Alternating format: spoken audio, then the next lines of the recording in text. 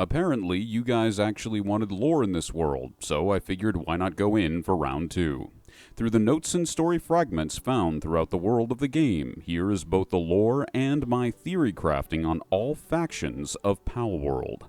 Before we get into the meat of this video, I'll tell you ahead of time that they are all equally hateable for different reasons, and surprisingly very well written for what this game is, and they, of course, all want to kill you. Let's begin. Grimdark. Half off! If you'd like to see my progress as I make new content, enlist today through YouTube memberships or Patreon to become a soldier in the Grimdark Legion. My thanks to the men and women who've already served, whose names are listed here. You keep darkness at an affordable price. Primarily motivated by money, the Galapagos Island Defense Force were originally the military police of the nation, turned into crooked drug pushers, human traffickers, and even more crooked cops.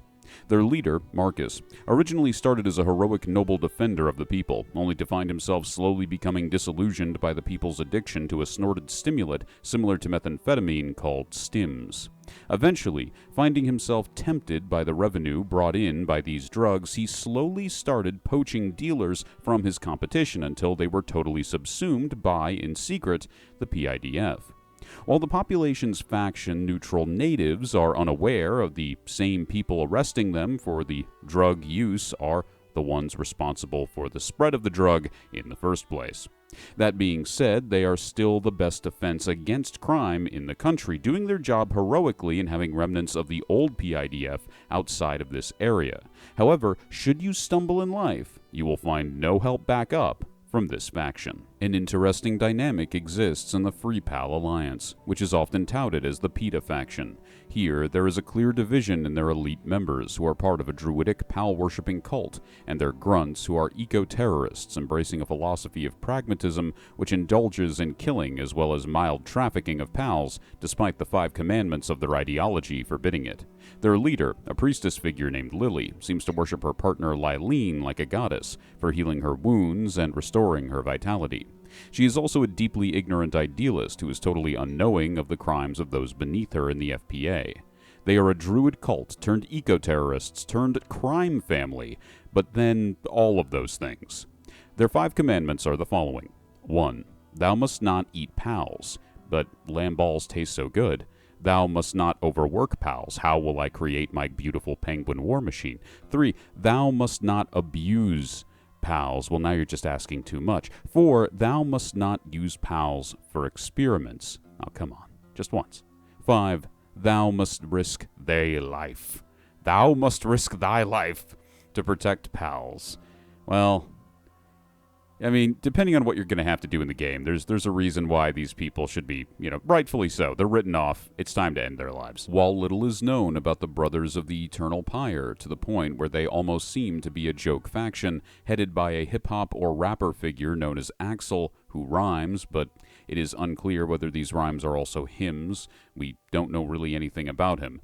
The names of their elite members being comrades, and the common theory that they split off from the highly unethical PAL Genetic Research Unit, would imply that they are a commune-based faction seeking to live in an assumed peace with PALs where human and PAL life is considered equally. The youngness of their faction is shown in the fact that they are a small in number group, and that they have no low-ranking members, meaning they aren't big enough for it yet. So that's pretty much the Brothers of the Eternal Pyre. I do like their aesthetics. I like the electric look of the leader. I like the idea of something of a neutral faction being present. I also just like the idea of, even though all the factions we're going over today are obviously just terrible people, genuinely terrible people. So far we went over the eco-terrorists and the drug pushers, and now we have this. What I really do hope is that in the future there's some type of faction reputation system that we can use to make alliances with and trade with these various factions, because I think that would really make Palworld a very unique experience. That and the option to turn off hunger, because I really like Pokemon with guns, but I don't like feeding everything, including me. The Rain Syndicate are a traditional criminal organization centered around PAL trafficking for lots and lots of cash. Their leader attained her position by developing a psychic connection to her pal Grisbolt. Zoe is able to utilize lightning-based abilities the same as her pal. which is very interesting because pals are often shown to be magical. I put that in the script somewhere in the future, but pals are shown to be magical. This does make them unique from Pokemon and Digimon. Pokemon are almost expected to be accepted on cartoon logic, whereas the kinds of Digimon obviously have the entire digital world, but pals being magical, I think, does set them apart. I think that is actually a good part of the world building. Obviously, due to the method of her attaining power, the Rain Syndicate is the most divided, thus most erratic random group, solely out for profit. Given the geography of the Palapagos Islands, one can think of them, or every raiding party of them, in the Rain Syndicate like their own brand of pirates, who are basically free to do anything so long as it makes money and they do not go against their boss. That's pretty much it. These are the kind of not Team Rocket faction. I enjoy them a little bit, not too much. They're the only ones I really have any kind of experience with. They all wear the Adidas jackets and the Adidas pants, and they slob squat, and they're trying to ruin my base with baseball bats, and one of them had a gun and I killed him with a bow. It made me feel like Robin Hood or like Finland during World War I. It felt very good. The mad science faction of the islands is led by the Dr. Frankenstein of the game, a fellow named Victor. His pal Shadowbeak was created through acts of magic mixed with genetic engineering mixed with a kind of alchemical cannibalism. Pals in this world are repeatedly stated to be magical, thus he seems to represent what happens when science tries to comprehend the incomprehensible. Shadowbeak being the griffin-like Frankenstein's monster created from all the methods previously mentioned, along with stem cell research on pals. Effectively, that's what the notes describe, but as you play the game, I'll leave that up for you to decide. As you may have guessed, the main goal of this faction is to study everything related to or around pals in a scientific context regardless of morality. They're your classic mad scientist supervillains, and they're kind of in that way the anti-PETA. I know that we went over the Rain Syndicate and they seem like the anti-PETA because they're trafficking in pals, but the truth is that that's always a flip of the coin as to whether or not they're going to a good or bad home. Probably bad. It's probably going to be bad. They're probably still bad people, always bad people. But the true anti-PETA are literally just, we will use them for all the experiments. All of them. All the time. The Penguin Empire is my homebrew faction, started by the wealthy philanthropist adventurer Coswald Obblepot. After the destruction of his father's crime family, he tried to start a joint operation with the children of other mobsters to no avail. However, a failed robbery at a museum of a white penguin statue, wink wink Lovecraft, gave him visions of the pal Pangolin and the Palapagos Islands. What Coswald couldn't do in Potham City, he would do on the Palapagos Islands. For penguins, for the Empire. So that's my off-the-cuff take so far on the various factions of the Palapagos Islands. I don't take these videos seriously because I think it's pretty obvious that this entire game is intended to be a parody of monster capture games like Pokemon or even some of the Digimon games that came out. At the end of the day, what's your favorite not Team Rocket?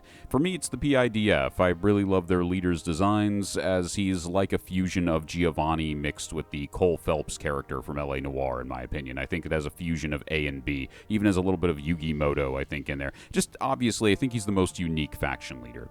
And what homebrew faction do you plan to create in-game? Tell me in the comments below. Thank you for watching, and have a lovely night. Right, and since you guys wanted it, I also wanted to give you a little update of Coswald Obblepot's Penguin Empire in progress. And of course, we still have a beginner base, as I have restarted the character a few times, and the reason I've restarted this character is because Neptune Poseidon the Great, I felt like was too on the nose or in the face in terms of a parody character, just because this is less of an epic movie style parody game and more of a, Johnny English style parody game, where, the parody is actually good and it knows what it's parodying. Anyway, the issue of my delightful farm here, even though I did originally intend to fill it with Pangolins, much like normal Pokemon, you do end up reliant on a majority of different ones. There seems to be no point at which you can really be a typist, and I really wish you could be a typist, just because I always felt like that was the thing missing from Pokemon. It's like you always met people like, I love ghost, that's what I want, I'd be a ghost and poison type trainer. I would love that. I would love all the purple. Obviously, you've seen the channel, you know I love purple. Why would you ever assume otherwise?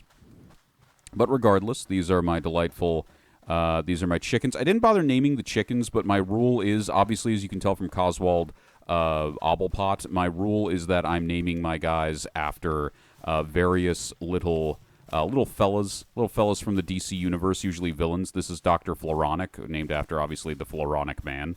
And then you have my party right now, which consists of a Fox Sparks named Firefly, and, of course, a delightful fellow. I don't really know what his species name is. I don't care, but I've named him Owlman, and he was obviously wonderfully portrayed on Crisis on Two Earths by James Woods, and he was voice acted by James Woods. So if you want to see some James Woods voice acting and some solid DC animation, I recommend it. It's a pretty fun movie. Now, let's talk about that Penguin Empire. We already survived one raid by the Syndicate, which I appreciate. Oh, look at that. He's collecting wood for me. He's a nice guy. And we just run around. We just do stuff. I've created this kind of shotgun house, this kind of docks. I always have the instinct to build near the water. I always want to build near the water. It's just an irresistible desire for me in all these crafting games, and it's always this brutal, unyielding hell for me. I know I might have sounded a bit too complainy about that, but when it comes right down to it, I mean, I really, really, really, more than anything else, I really just want to be able to build into the water as long as the thing can touch ground. Like, as long as I'm not so far out I have to swim, right? Until about here, I would love it if I could build. And even then, the base still would be within range, but it sadly isn't connected to a structure, so I can't build a dock house. That's fine with me. Look at the little owl boy. Look at the owl. Look at the little baby. Look at the little fatty, chubby, boopity, boopity, boopity, boop. All right. But that's basically what I'm doing now, and I'm working on upgrading the base, and just slowly doing this over time until we really have the technology, and eventually... I killed the traitor when he came by. I am a criminal. I'm based off of the Penguin from Batman, and I based this character's design off of as closely as I could get to Oswald. There's no face with a pointed nose, but basically the design for Oswald Cobblepot from the 2008 The Batman show, which was pretty good. Anyway, very fun time. We have Owlman, the Floronic Man. We have Firefly. He's helping. Look, he's helping. We got chickens. We're not naming the chickens because I don't view them as human or deserving of life or having soul. They are easily the laziest design in game, and I think they're designed to be killed without me feeling any guilt. We do have a lamb ball, but I also didn't name it. I also view it as not descriptive enough, though he's very nice and very sweet. And I think. They're putting it. Are they putting it in the? They are. They're putting it in the thing. I didn't realize that. Okay, so they are just naturally putting... I can just trust these guys to take care of themselves while I'm gone. That's great. That's wonderful. Okay, that's just phenomenal. Oh, that makes me feel good. Okay, so I'll just show you my brief little setup down here. I really like building near the water, and we have this little base. Obviously, we're going to be a water-type focused group. So since we need to get 10 of each pals and sort of a... achievement thing, we'll try to aim for about 1,000 of every water type for this build. I'm sure that giant goal will not come back to haunt me in any way. Anyway, that's the small little update on the Penguin Empire that you guys wanted from the last video. It is a small state of the Penguin Empire, and as the Penguin Nation grows, we will eventually, hopefully, I do hope mods start working soon, like mods that hopefully wouldn't go out of date quick, and depending on how mod synchronicity works. I would love a mod that adds in different statues that you could build, and just one that adds in statues of the different pals, or even just an update that adds in statues of the different pals, because I'd love an option to build a statue of power. That doesn't mean I have to build like Lucario, but I could build a penguin. That would be really good for the RP. Anyway, that's all. Have a great one.